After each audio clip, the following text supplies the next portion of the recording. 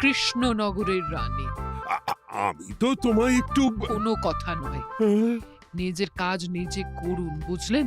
অন্দরমহলে আমার অনেক কাজ আছে। নিজের কাজ নিজে করব। আমি তোমার স্বামী, আমি তোমার কাছে এইটুকু আবদার করতে পারি না? হ্যাঁ,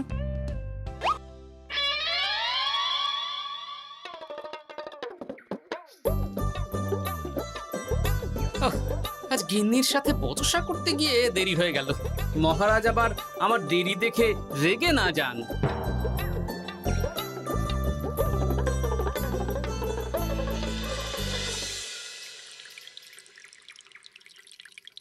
হ্যাঁ, তুমি কথাটা খুব একটা মন্দ বলনি মন্ত্রী।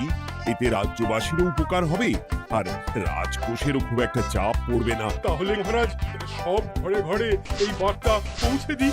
কি এত বড় সাহস তোমার? আমার মুখে মুখে কথা বলছো? যাও, বেরিয়ে যাও বলছি আমার চোখের সামনে থেকে। তোমায় আর দেখতে চাই না। আমি আবার কি বললাম মহারাজ? কি বললে মানে? কি বলতে বাকি রাখলে শুনি? বলছিলাম কি, অপরাধ নেবেন না মহারাজ, সেনাপতি তো। চুপ, একদম চুপ।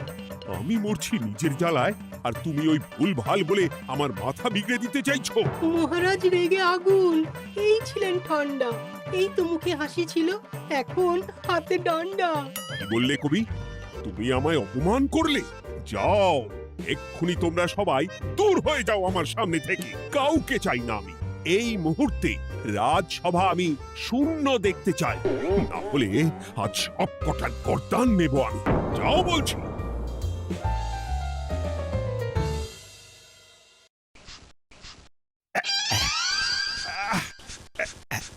আহা, একটু শান্তি হলো।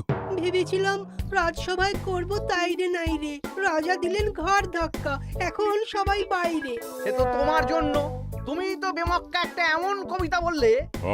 কেন এইভাবে চড়ছেন মন্ত্রী মশাই? দোষ তো আপনারও। আপনি তো কি একটা বলে রাজা মশাইয়ের মাথা গরম করে দিলেন। আমি আবার কি বলেছি? আরে মহারাজ তো সেনাপতির ওপর রেগে গেলেন। আরে বাবা, আমি আবার কি করলাম? পণ্ডিত মশাই কি সব বলে দিলেন, তখনই তো মহারাজ। এই আমার নামে একটা অসাধু বাক্য বললেই আমি কিন্তু। একই কাণ্ড! কৃষ্ণনগর রাজসভার সভারত্নরা বাইরে বের হয়ে কি মহা হট্টগোল শুরু করলেন। মহারাজ সবাইকে একসাথে ঘাড় ধাক্কা দিয়েছে। ওরে বাবা, এতগুলো ঘাড়ে রাজামশাই একসাথে ধাক্কা দিলেন কিভাবে? আচ্ছা, দোষটা কে করলো? দোষ করেছে ও, দোষ করেছে ও। দোষ করেছে ও। দোষ করেছে ও। এবারেও কেউ একমত হতে পারলেন না কে দোষ করেছে। আচ্ছা বেশ, কি হয়েছে কেউ একটা খুলে বলুন দেখি। আমি বলছি, মহারাজ বেশ খোশ মেজাজি ছিলেন, কিন্তু হঠাৎ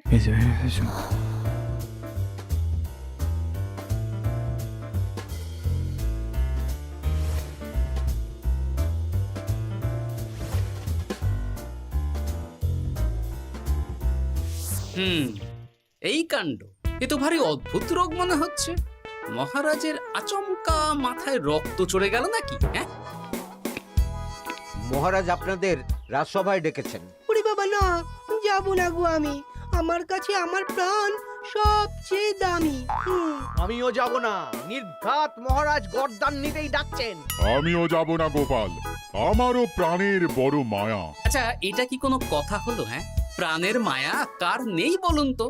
আর মহারাজ যে গর্দান নিতেই ডাকছেন তার কি কোনো মানে আছে? অন্য কারণও তো হতে পারে। তুমি কি করে বুঝলে? হ্যাঁ, বুঝতে পারিনি, তবে আন্দাজ করেছি। তোমাদের কথাতেই শুনলাম মহারাজ খোশ মেজাজেই ছিলেন, সহসা রেগে গেছেন। আবার যে সহসা খোশ মেজাজেই ফেরেননি, তাই কি বলা যায়? এটা তুমি বলনি তো মন্দ। চলো সবে ফিরিয়ে আনি রাজসভার ছন্দ। আরে গোপাল, এসো এসো এসো। তা এত দেরি করলে কেন? বাকিরা কোথায়? তারা আসছেন মহারাজ। আপনি তাদের ডেকেছেন, তাদের ঘাড়ে কটা মাথা যে তারা আসবেন না। কিন্তু মহারাজ, আমি অন্য কথা ভাবছি। কি কথা গোপাল? আপনি নাকি সভায় আজ হঠাৎ সবার উপরে রেগে গিয়ে তাদের সভা থেকে বের করে দিয়েছেন মহারাজ। এ কি সত্যি মহারাজ? আরে না না গোপাল, মোটেও না। বলতে পারো আমি সবার সাথে একযোগে একটা রসিকতা করছিলাম। আমি দেখছিলাম সবাই আমার রসিকতা কেমন বুঝতে পারে। তাই নাকি? আসলে তুমি ছিলে না বলেই এরা কেউ আমার রসিকতা ধরতে পারেনি। এ কি সত্যি মহারাজ? আপনি সত্যি আমাদের উপর কোনো রাগ করেননি? হুম, এ কি এই সব কিছুই আপনার রসিকতা ছিল? ও মা, তাই নাকি মহারাজ? এই যে আপনি শুনিয়ে দিলেন কথা কড়া কড়া, সবকিছুই ছিল আসলে নিছক মজা করা। আহ, আবার যত সব বাজে বকছো তোমরা। এত কথা কেন? তোমরা কেউ আসলে মহারাজ কৃষ্ণচন্দ্রের রাজসভার যোগ্য নও। যাও, যাও, দূর হয়ে যাও। কিন্তু মহারাজ, এই যে আপনি বললেন। আহ, তুমি সবার আগে যাও তো। তুমি হলে সব নষ্টের গোড়া। যাও বলছি, আমার আর ভালো লাগছে না। যাও। জপ বাবা।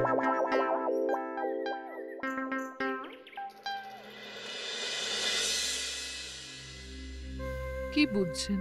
না না না, আমি তো সবই ঠিক দেখছি রানীমা।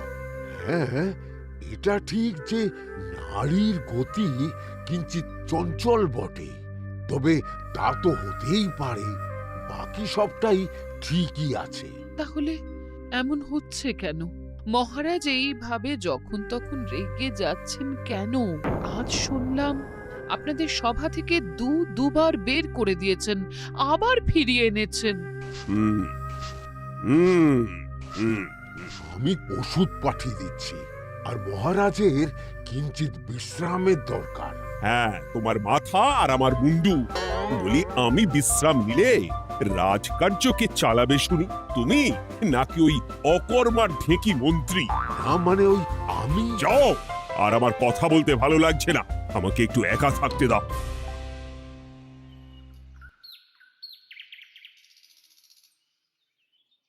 ব্যাপারটা কি বুঝলে গোপাল? রাজবৈদ্য তো মহারাজকে দেখতে রাজবাড়িতে গেছেন। কি মনে হয়? গতকালও আমি যখন বাগানে গেলাম,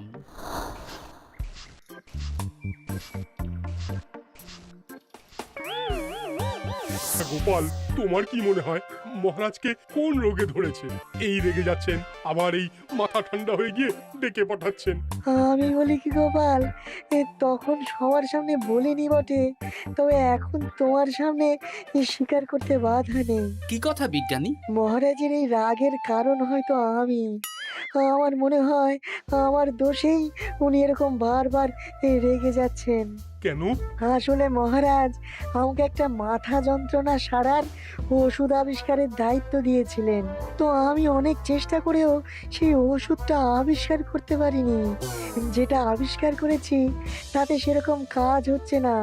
আমার মনে হয় ওনার মাথা ব্যথা থেকে এরকম হচ্ছে। সে যাই হোক, তুমি কিছু একটা করো গোপাল। মহারাজের অসুখ কিভাবে সারানো যাবে সেটা নিয়ে কিছু একটা ভাবো। ভাবতে তো হবেই। আজ সন্ধেবেলায় তুমি তোমার বাড়িতে বাকি সভাসদদের ডেকে আনো, আমি সমাধান সঙ্গে নিয়ে সময় মতো চলে আসবো। আচ্ছা বেশ, তাই হবে। আমি এখনই বাকিদের খবর দিয়ে দিচ্ছি। আর বিজ্ঞানী, একটু এদিকে এসো তো, একটা কথা আছে।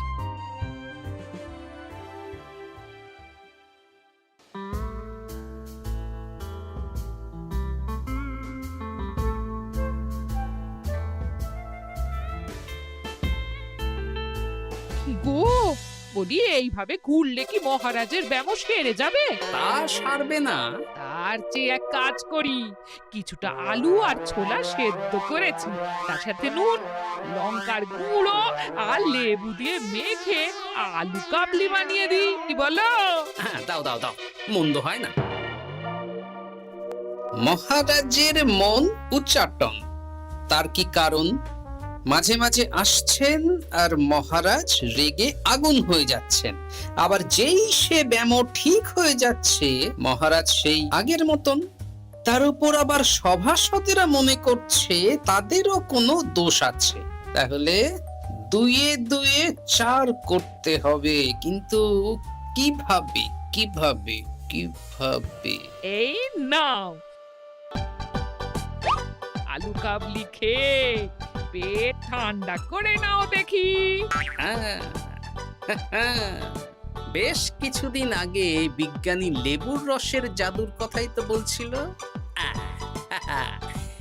আজ আচ্ছা গিন্নি, তুমি তোমার বিয়ের সময় তোমার বাবার মুদির দোকানের একটা কাঠের ছোট বাক্স পেয়েছিলে না, যাতে শ্বশুর মশাই মোহর রাখতেন?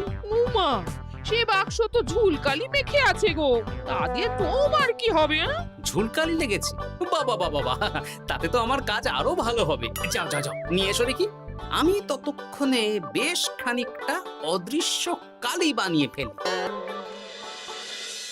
না না, আমি তো বলছি মহারাজের কোনো রোগ নেই, সামান্য উদ্বেগ ছাড়া আর কোনো সমস্যাই নেই মহারাজের। তাহলে মহারাজ আমাদের এই তুর্কি নাচন কেন নাচাচ্ছেন শুনি, মস্করা করে? তাই তো উত্তর জানা চাই তো। আর এই যে এত জরুরি তলব পাঠিয়ে গোপাল আমাদের ডেকে পাঠালো, তার তো টিকিরও দেখা নেই। গোপাল কি করবে শুনি? যে রোগ আদপেই নেই সেই রোগ কিনা ওই গোপাল ছাড়াবে? আমার তো বিশ্বাসই হয় না। বিশ্বাসে মিলায় বস্তু, তর্কে বহু দূর, তাই না মন্ত্রী মশাই? পেলে গোপাল, মহারাজের রোগ সারাবার কোনো উপায় পেলে?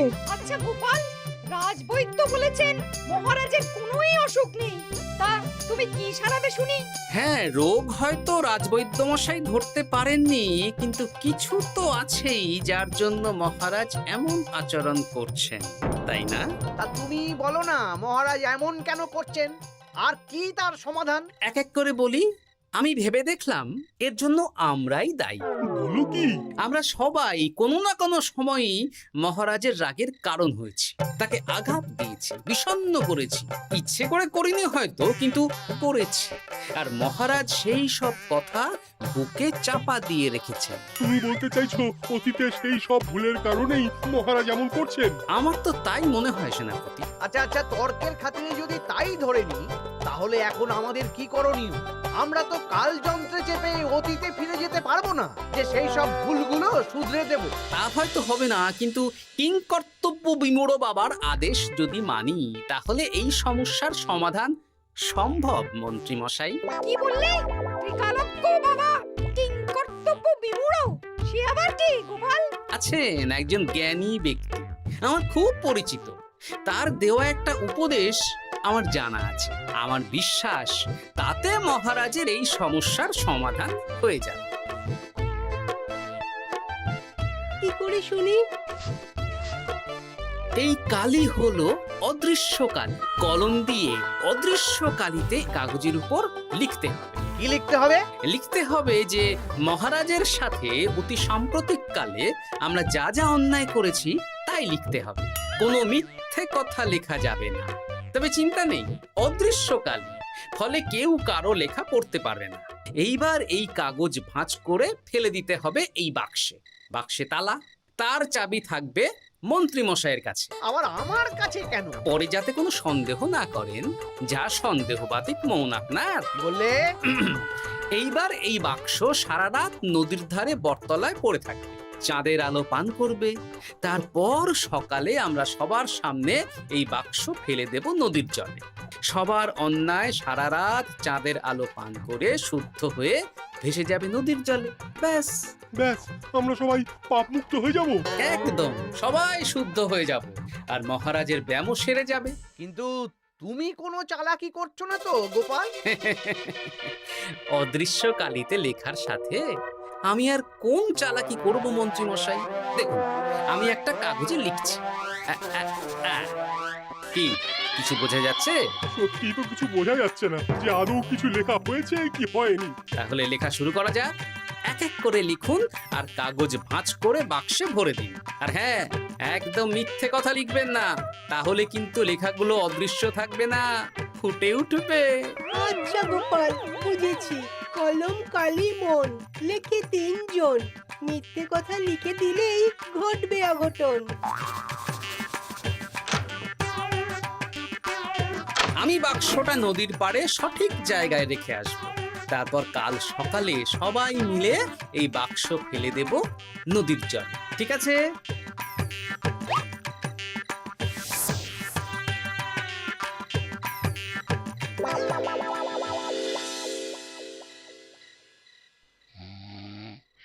কথায় আছে, মনে যা আসে বলে যাও, ভুলেও লিখো না, তাহলেই বিপদে পড়বে।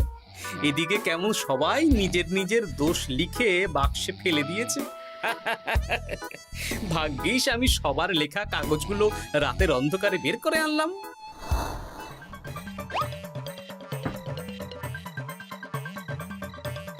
এইবার এই কাগজগুলো ঢুকিয়ে দিলেই কেল্লা ফতে। এখন সবার পাপের স্বীকারোক্তি আমার হাতের মুঠোয়।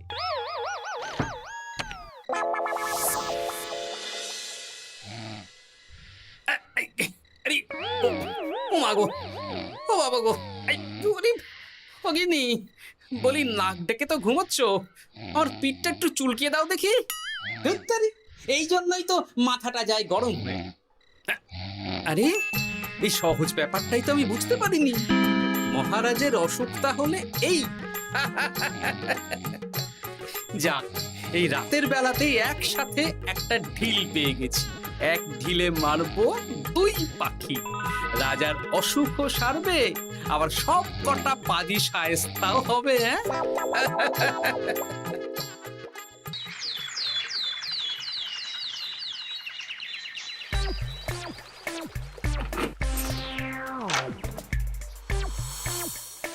কি এইবার শান্তি হয়েছে তো মন্ত্রী মশাই?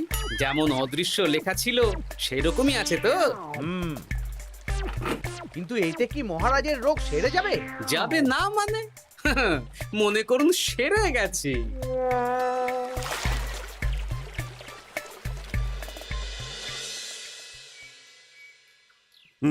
তাহলে আজকে সভার কাজ শুরু করা যাক। ক্ষমা করবেন মহারাজ, সবার কাজ শুরু করার আগে একটা দরকারি কাজ আগে করা দরকার।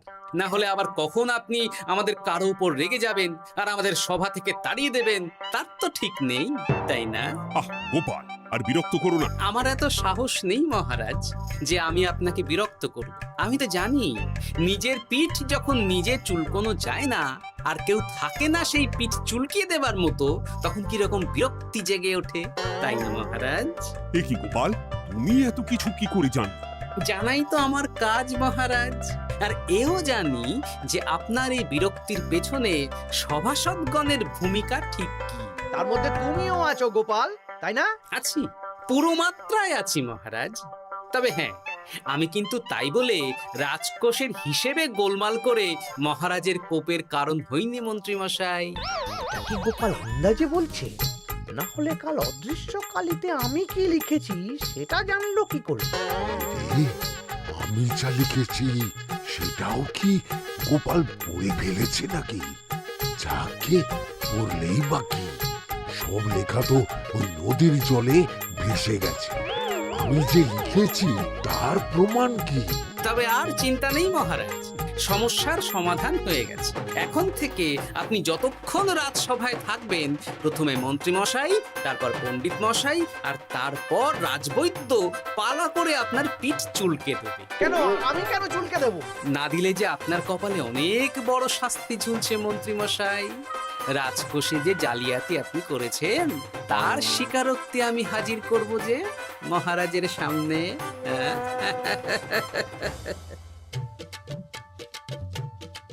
এই নিন মহারাজ, মন্ত্রী মশাইয়ের পাপের স্বীকারোক্তি। আপনি আগে মন্ত্রী মশাইয়ের লেখাটা পড়ুন, তারপর একে একে সকলের স্বীকারোক্তি দিচ্ছি। এ কি মন্ত্রী, তুমি রাজকোষ থেকে 500 মোহর চুরি করেছো, আর তার বদলে সেই হিসেব তুমি পুকুর পাড় বাঁধানোর খরচ হিসেবে দেখিয়েছো।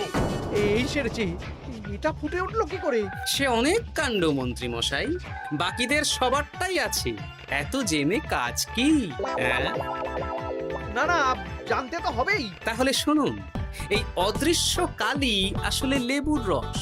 গতকাল রাতে আমি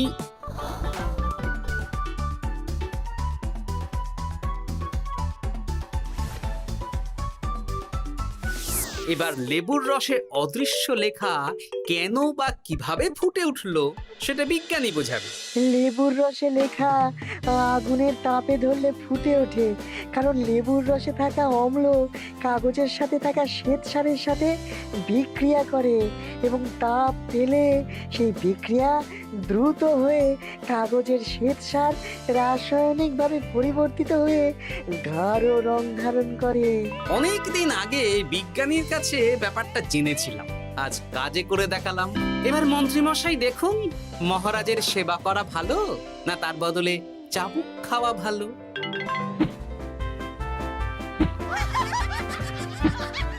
ওরে বাবা না, না, উহ! আগে যেমন বুনো ওল তেমনই তো বাঘা তেঁতুল হবে মন্ত্রীমশাই। যা, রাজামশাইয়ের মেজাজ আবার বিগড়ে যাওয়ার আগেই কাজ শুরু করে দিন ও বাকিদেরকে সেবা করার সুযোগ করে দিন। আজ থেকে ভুল হলে শুধরে নেব ভুলকে। মন্ত্রীমশাই মহারাজের পিঠ দেবে চুলকে।